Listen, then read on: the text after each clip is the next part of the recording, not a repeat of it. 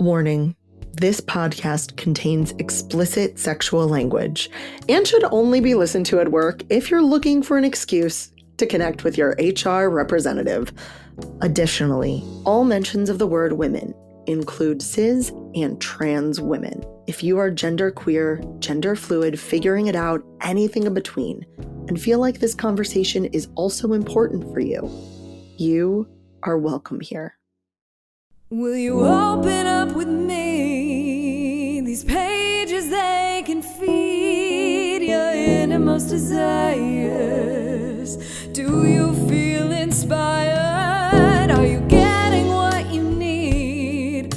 Are you coming curiously? A secret safe with me. And here you can simply be yourself. Jace reads romance.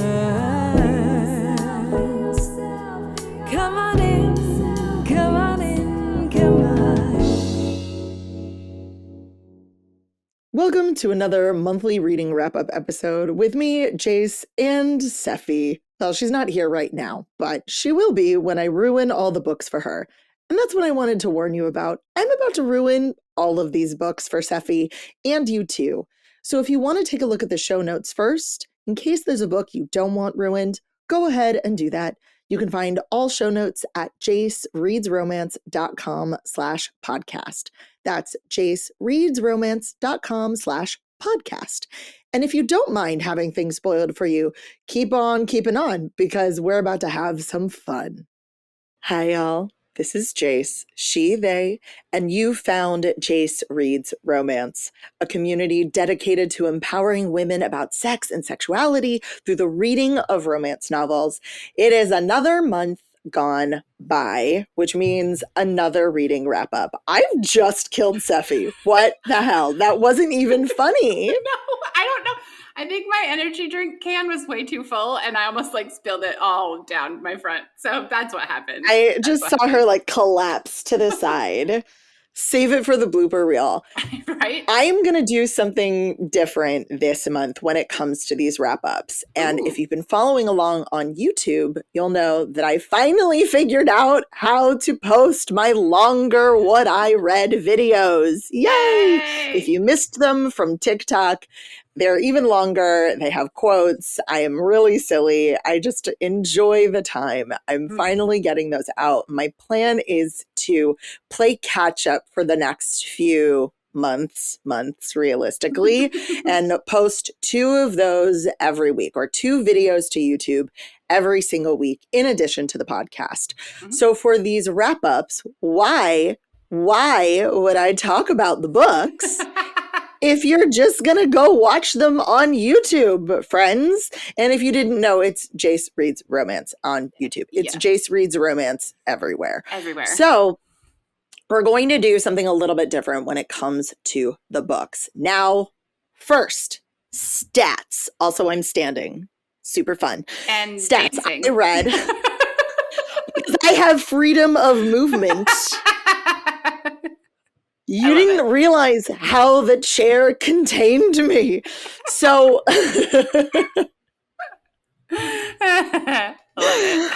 oh boy. So in the month of May, I read 20 books. Only 20 books, Jace? Yeah, only 20 books. No idea what happened. There just did not... Okay, that sounds like I'm joking. I'm not. That is a very low number of books for me in a month. Yes. For me. Of those books, 8 of them, I'm looking at my notes, friends, so sorry if I'm not staring into the depths of your soul. You'll see my eyes wander a lot in this video. If you're listening to the audio, then it means nothing to you. Don't worry about it. But in the month of May, I read 8 books by authors of color, and that is 40% exactly. And I read 6 books with queer stories, which is 30%. So I hit my diversity goals.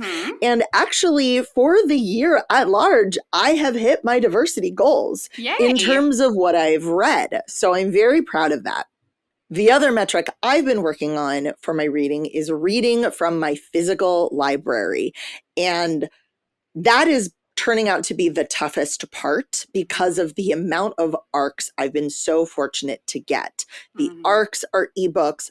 Library books for me are primarily ebooks. And so my physical books have really taken a toll.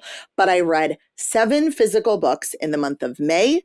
And my total so far is only 30. It's only 30. It's not my goal. It is only. My goal is 100. So I am behind. Okay, I am Jace, significantly behind. Not everyone is you. So, only. Only.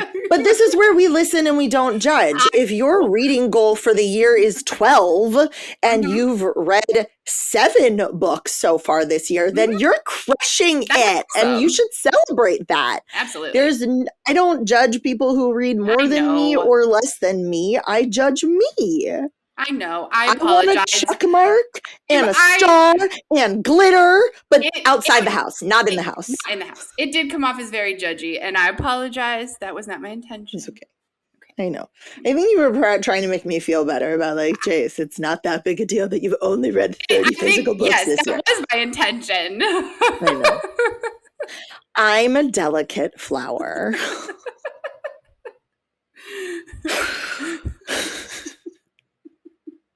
That is not true.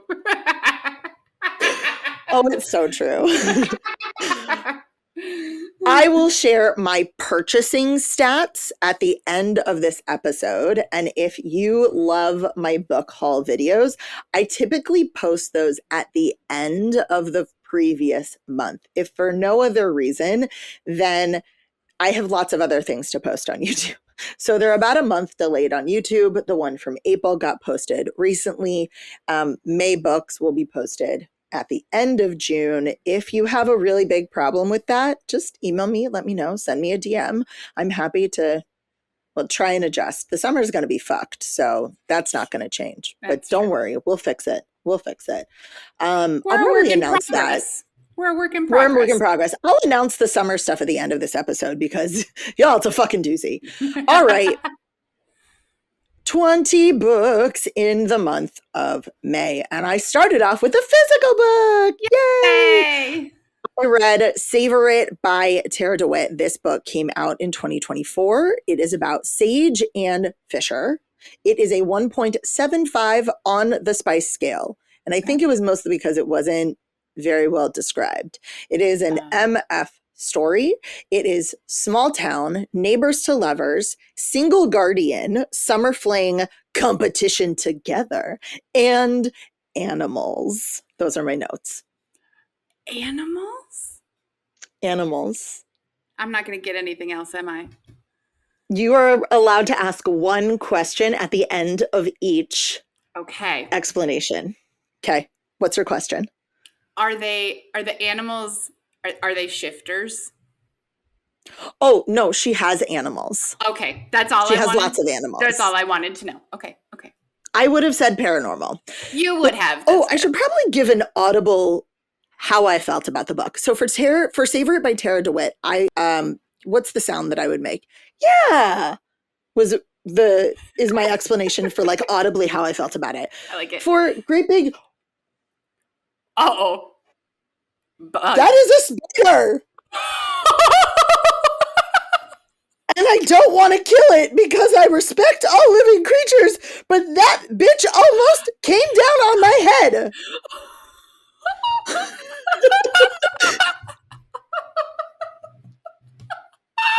The spider owns that pile of books. It's fine. The spider has not moved since it landed on the books. Okay. It's also tiny. Okay.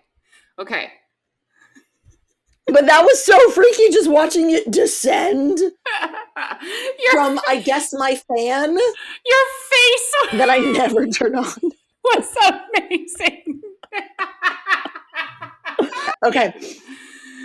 All right. Book number 2 was Great Big Beautiful Life by Emily Henry. Okay. It was a 1.5 on the spice scale. It's Alice and Hayden, an MF story. And my notes are workplace, grumpy sunshine, rivals to lovers, small town, story reveal. Fuck it. Why the question mark after lovers? It's not the lovers, it's the rivals part. Are they rivals? Okay. To I got you. lovers. I got you. But I put the question mark after lovers lovers. because that's the phrase. Rivals to lovers is the phrase. Yeah, So I got you. thank I you. got you. I got you. The question mark should have been rivals to lovers. I got you. All right. Okay. Thank you.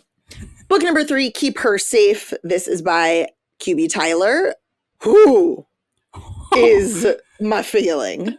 So it is a 3.75 on the spice scale. Whoa. Yeah. Oh, I should just share nicknames. Okay, I'm going to share things in nicknames, but there aren't a lot of nicknames in this. But it's Shay and Damien. It's an MF story. Bodyguard. BWWM, if you don't know, is Black Woman, White Man. Romantic Suspense. TV Star. Stalker. Good Girl Daddy. Anal Virgin.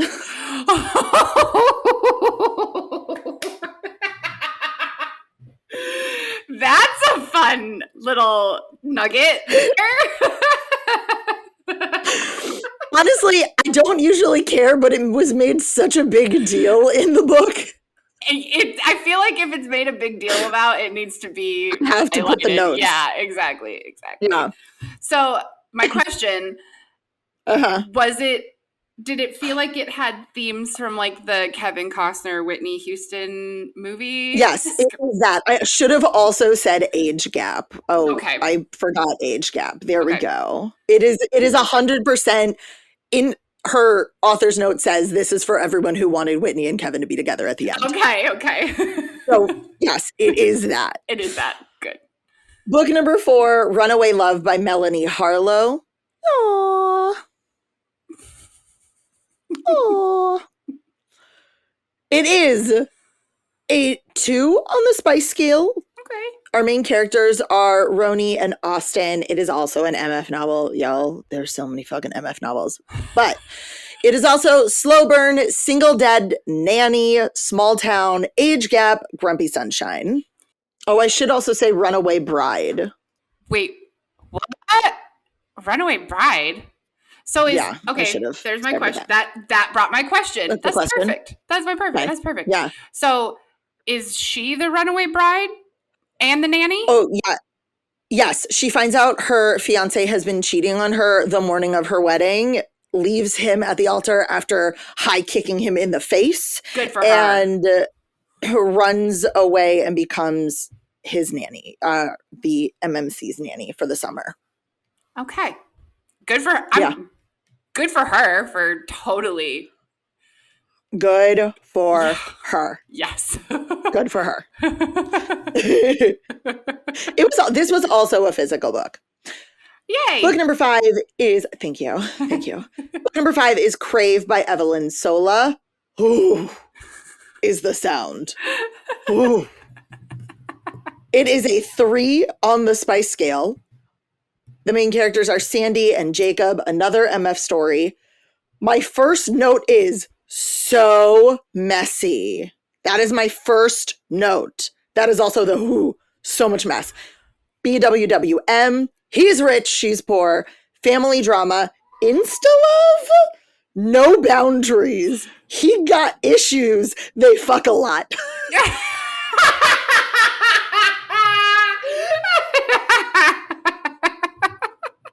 All right. So does that mean that the messy is there an unresolved wet spot issue? Like, is that the mess? Oh God. No, the drama, the family drama is the mess. Oh, that's so much. Much drama. Ugh. Sorry, I brought it's so messy. Book number 6, Left of Forever. This was the first arc of the month. It is the follow-up to Savor It by Tara DeWitt. And it is, oh no. That's my feeling. Oh no. Oh. So it is a 2 on the spice scale. Ren and Ellis, who you met in Savor It, are the couple. It is an MF novel. And this is Marriage in Crisis, Second Chance, Forced Proximity, Secret Tattoo, Pining, Small Town, Infertility Trigger, Emotional Growth, One Bed, Parent Trapped, Bondage? I'm so sorry. Okay. Why? I feel like bondage shouldn't be question mark. It shouldn't be a question mark. It shouldn't be a question mark, but they don't talk about it. It like comes out of nowhere. There wasn't really consent. It was just kind of like, let me go to my notes because yeah, it just, it felt like you need more before you enter that. It was not enough. That's where we're going to leave that. Yep. Book number 7, Mine by Cleo Evans.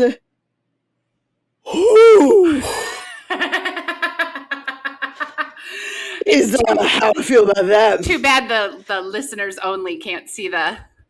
That's a hot, I'm fanning myself sound. It is a 4 on the spice scale. Whoa. It's a 4 on the spice scale. It is pepper and salt. No, I'm not joking. Those are their fucking names. Salt is queer. Okay. So it is an MF novel, but Salt is queer. Mm-hmm. Age gap, musician, music exec. I have in all caps with 4 exclamation points, kink! And then Kink Awakening, They Got Baggage, and Not a Beauty and the Beast retelling. Cleo Evans said this was a Beauty and the Beast retelling. No, it's not. Yes. We talked about this one. Yes. Already. Yes. Book number 8, Get a Life, Chloe Brown by Talia Hibbert. Warning, I listened to this as an audiobook. So my feelings about it were, because I like Talia Hibbert and I really like her writing. Mm-hmm. The narrator for this is the same actress who plays Lady Danbury in Bridgerton. In the show? It was very... in the show Lady Bridgerton, like the older woman who plays Lady Danbury. So it was very odd to me to hear her narrate this. Yeah. But she's very talented with her voice. So every time I started the audiobook, it took me a couple minutes to be like, oh my God, Lady Danbury. And because she has this very big range and she wanted to differentiate, she made Chloe's voice much higher than I would have had in my brain. Okay. And so it threw me every time. Okay. It is a 2 on the spice scale. Okay. It is Chloe and Red. It is an MF story. BWWM, chronic illness rep. Chloe has fibromyalgia, forced proximity, loath to love, opposites attract, opposite sides of the track, and that too, mental health rep, and list checking, or help. He helps her check things off a list. Like a... to get a life list. Like her get a life list. Like a bucket list type thing? Yes. Okay. It's a bucket list, essentially. Okay. Book number 9, this is a reread, Not in Love by Allie Hazelwood. Is my feeling, because I listened to this as an audiobook, and this continues to prove to me how I think when I listen to something as an audiobook, I like it less because I liked it less than when I read it. But I'm keeping all my old ratings. So 2.5 on the spice scale. It's Rue and Eli. It's an MF novel. Hook up to lovers, workplace romance, forced proximity, STEM, FMC, found family, light kink. Why did you like it less?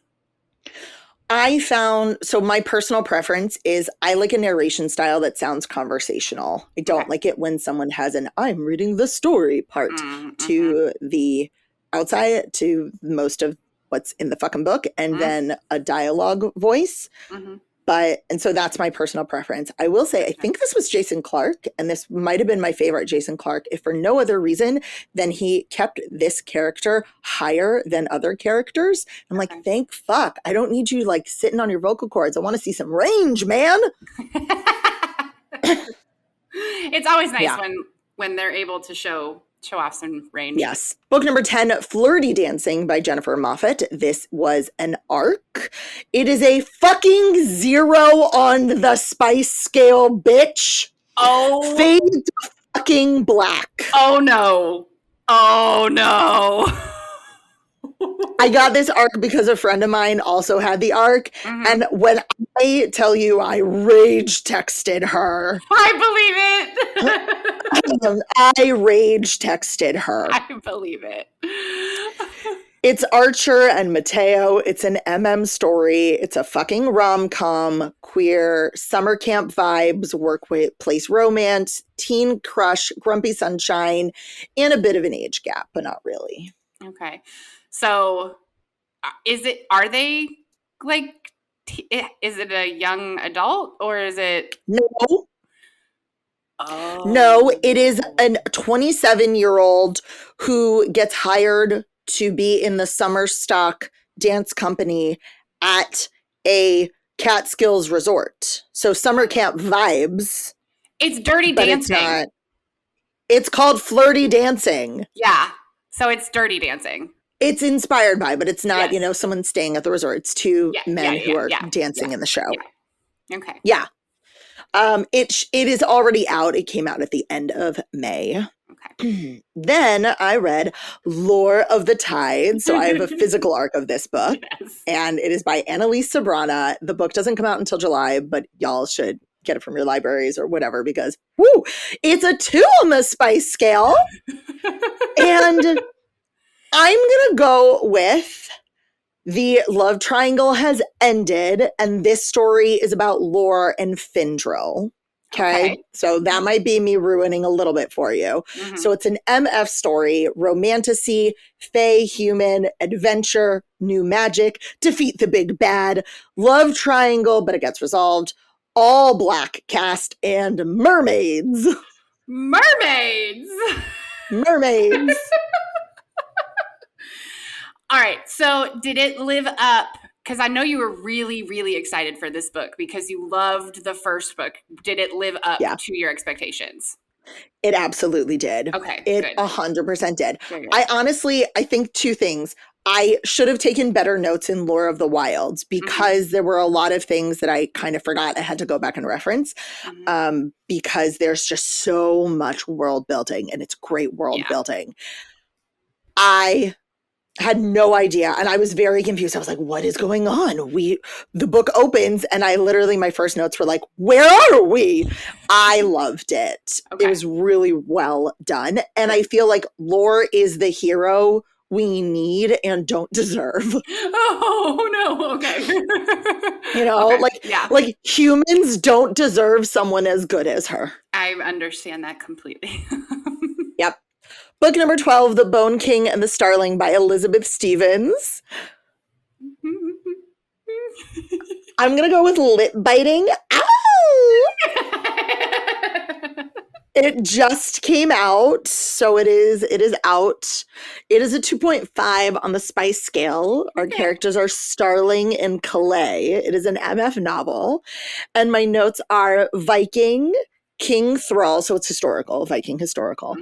King Thrall, both virgins, BWWM, hella violent, Ginger MMC. Yes, please.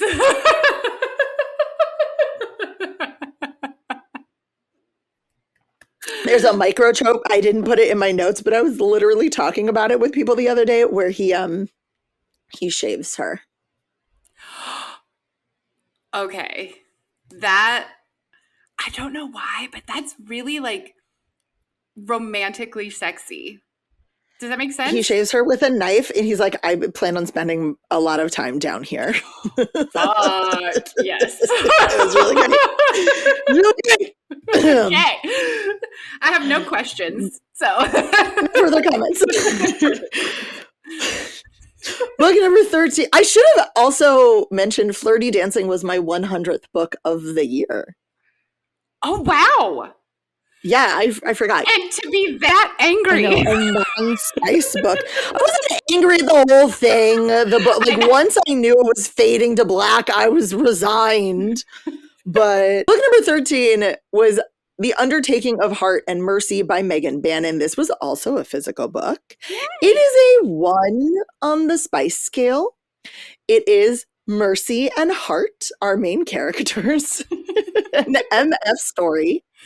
It is fantasy, secret pen pals, loathe to love, hurt heal, demigod, family drama, cute dog. Why the fuck did we have a You've Got Mail cafe scene copy paste? Oh, really? I was just thinking, I'm like, the secret pen pals thing, immediately I was like, is it You've Got Mail? Like, what the hell?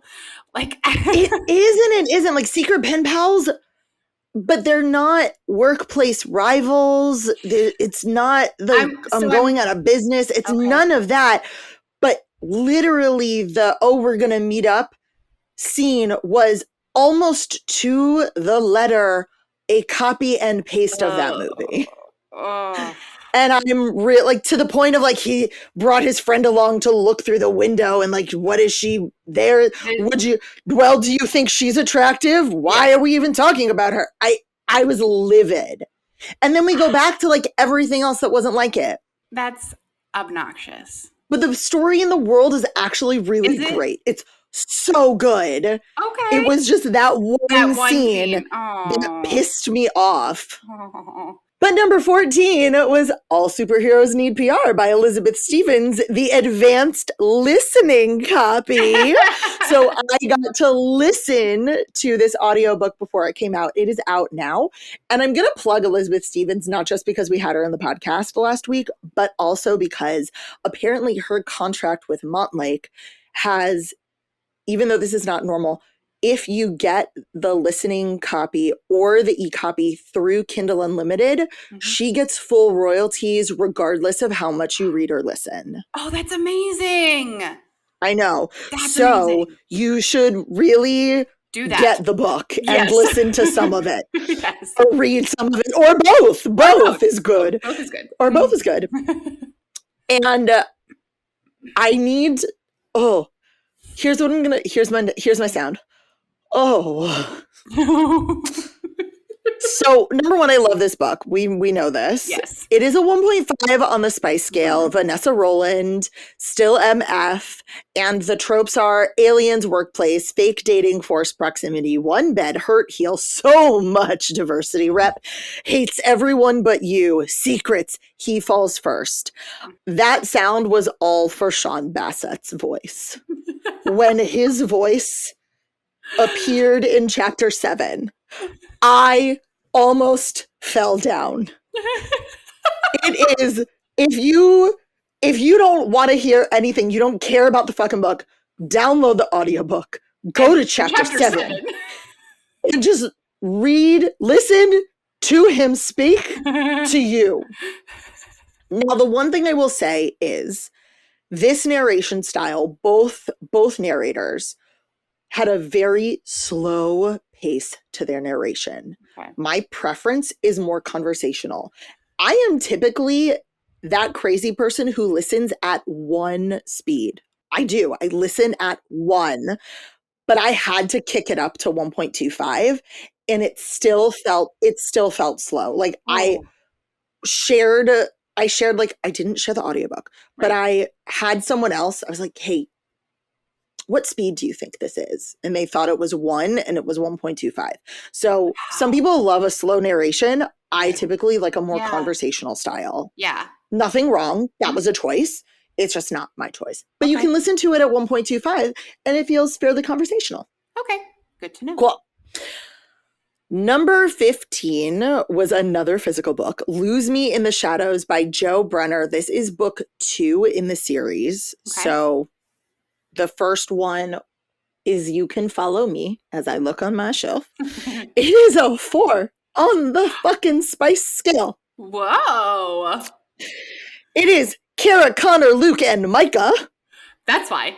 my note under the nicknames is so many. It is an MMF book where the boyfriends are also boyfriends. Yes. So my notes are dark romance, a lot of kidnapping, queer romance, kidnapping, saving, cliffhanger. I had to look up spider gag. Oh, really? Yeah. Gags are not really for me. I haven't looked up many. They're not for me. But they were mentioned and I had to look it up. So So maybe you, dear listener, also did not know what a spider gag is. And that's I will okay. put a link. I will put an image in the show notes. Oh God. Not on someone, Okay. just like to a sales website. Maybe I'll find a sex toy. You know what? Actually, no, I won't. You can look up spider gag on your own time. Yes, that's a good idea. Yeah. Book number 16 is Ready to Score by Jody Slaughter. Is my sound. This is an arc. It should be out now. It was a 1.5 on the Spice scale. It is Jade and Franny. It's an FF novel. And here's what it is. Rivals to lovers. So I had the question mark in the correct place. Yes. Sapphic. Both FMCs are BIPOC. Okay. Workplace romance. Small town. Asterix. It's totally a fucking series. Ah. Okay. I get it. I understand. So that means that there are references to other people. It's not even that. Like, it wasn't until like everybody gets together. I'm like, wait, you're talking about two couples. Let me look. Oh, this is a series. But the actual reason for that sound I made is I found one of the main characters to be incredibly frustrating. I found Jade to be incredibly frustrating. She was mean. She said mean things. I found that I felt like she made really dumb decisions. And it was very frustrating to be in her head. So that's what that sound for me. I'm sorry. Book number 17 is Coming in Hot by Josie Juniper. No. Is my sound. That's the sound? Oh no. Oh That's no. the sound. No. Oh no. It's a 1.5 on the Spice scale. It's Natalia and Klaus. This is book 2 in the series. It's an MF book. And while my notes are one night stand, age gap, widow, workplace, third act breakup, F1, accidental pregnancy, miscommunication, good girl, bad kink. It's a badly written book. Oh no. Like, this is why the reason it's a nope, I can still recommend books who have tropes that I don't like, who have things that I don't enjoy. This book was badly written and formatted.